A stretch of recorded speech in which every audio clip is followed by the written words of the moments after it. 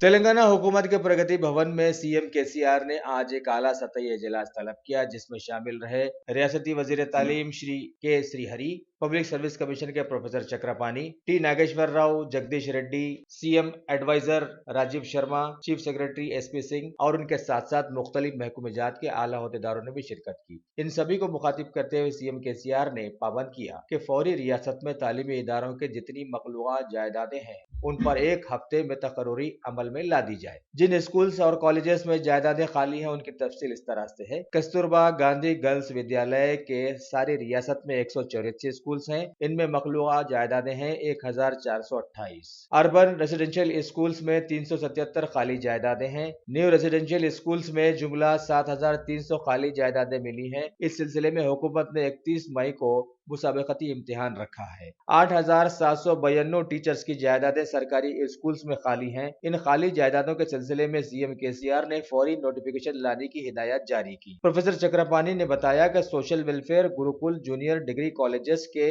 और दूसरे सरकारी जायदादों के जो कि जुमला 2437 है, उनके लिए 2 जून को नोटिफिकेशन जारी करने की बात बताई।